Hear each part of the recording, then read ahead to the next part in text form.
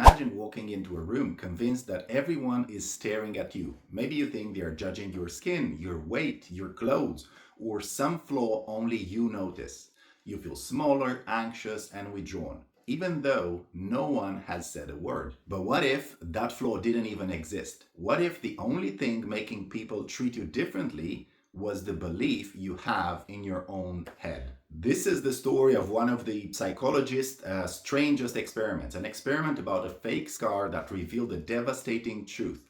Sometimes the biggest obstacle we face is not the world, but the story our mind tells us about ourselves. Today we'll go behind the internet myth, uncover the real science, and most importantly, I'll show you how to spot this mind trick in your own life and how to take back control.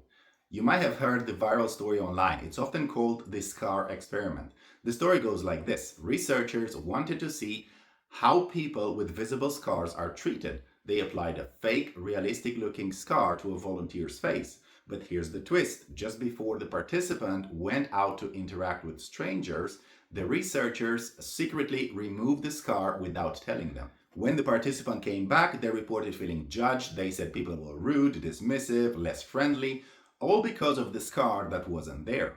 It's often told as a parable about a victim mentality. If you believe you're a victim, you will often find proof to support it. That's a powerful story, but a little too neat, because the real experiment was even more fascinating. In 1980, psychologists Robert Kleck and Jeffrey Strenta set out to answer a precise question. How does believing you have a flaw change the way you see others' behavior? They brought participants into a lab and randomly assigned them into one of the three conditions: an allergy, epilepsy, or a facial scar. For those participants in the scar condition, makeup artists carefully applied a fake scar on the participant's right cheek. Then came the crucial part. They handed them a mirror. The participants stared at themselves, seeing what they looked like with a genuine deformity on their face. You can imagine the thoughts racing in their mind. People are going to notice, they're going to treat me differently. Now for the twist. Under the pretense of applying a moisturizer to keep the scar from cracking, the experimenter quietly wiped it away. The participant believed the scar was still there, but in reality, their face was completely normal. Next, they were sent to have a short conversation with another person, actually who was an actor working with the researchers. The actor knew nothing about the supposed scar and was trained to behave in a completely neutral, polite way. After the conversation, the participants were asked, how did it go? The results were striking. Over and over, participants reported that their conversational partner, the actor, seemed uncomfortable. They said things like, well, he avoided eye contact, or he seemed tense, or they talked less than usual.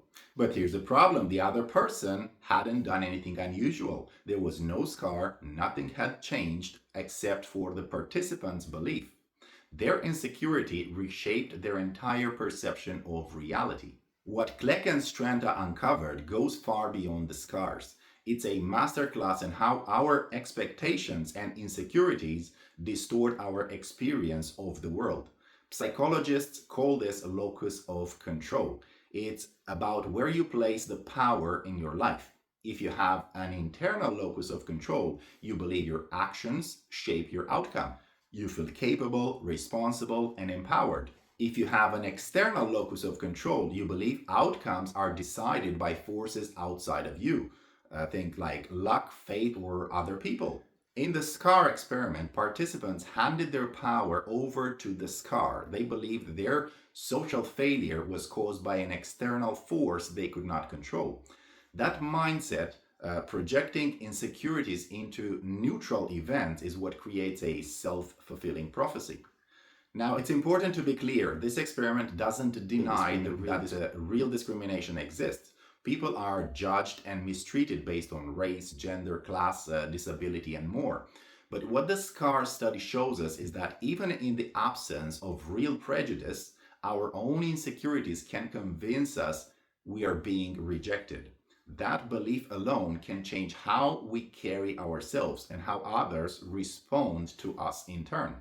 I mean, you don't need a fake scar to see this in action. We live it every day. Think about social media. One negative comment can outweigh 100 positive ones. convincing yourself that you are unworthy, or Instagram filters, TikTok filters. People become convinced their natural face is not good enough, so every interaction now feels like a judgment. So the first step is to spot when your mind is playing the trick. Listen to your inner dialogue. The next time you walk into a room and feel judged, pause and ask, what's the actual evidence? Did anyone say or do anything? Or am I projecting my own insecurities? Watch for a moment when you catch yourself blaming external forces automatically. That's the SCAR experiment whispering in your ear. So try to shift your locus of control back inwards. The experiment gives us a roadmap. Challenge limiting beliefs. Treat negative self-thoughts like hypothesis. Don't just accept, oh, they think I'm awkward or they don't like me. What proof do I actually have that that is true? Cultivate self-awareness. Journaling, meditation, or even recording your thoughts helps you catch patterns of projection. Recognize the power of perception. Just because you feel judged doesn't mean that you actually are. Catch the difference between thoughts and facts. And lastly, focus on solution. Instead of spiraling in, oh, they hate me, they don't like me, ask yourself, what can I do right now to change this situation? Think of it as a 3-step habit. Pause, challenge, and reframe. The more you practice, the more your brain learns to resist the SCAR trick. There's one more piece to this experiment that almost nobody talks about, but it is the most unsettling part. The SCAR wasn't just in the participants' minds, it likely changed their behavior. Believing they were flawed, they probably avoided eye contact, they held back in conversation, they seemed nervous or withdrawn. And the actor they were talking to, even though he was neutral, might have unconsciously mirrored that awkwardness. In other words, the SCAR didn't just distort perception, it might have created the very social tension they feared. And that's the hidden danger of insecurity. It tends to leak out. The way you see yourself changes how you act and how others respond to you in turn.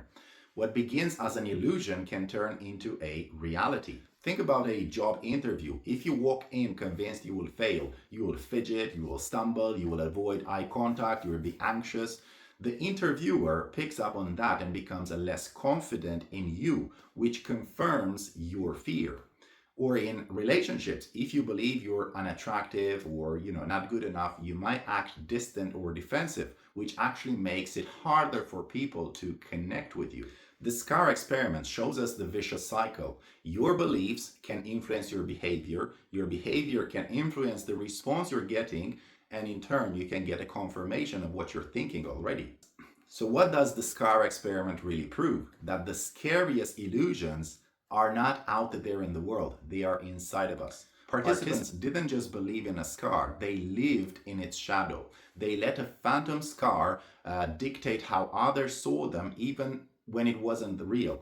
And how many of us do the same every single day? We let insecurities about our bodies, our abilities, our worth shape our choices, our confidence, and our relationships.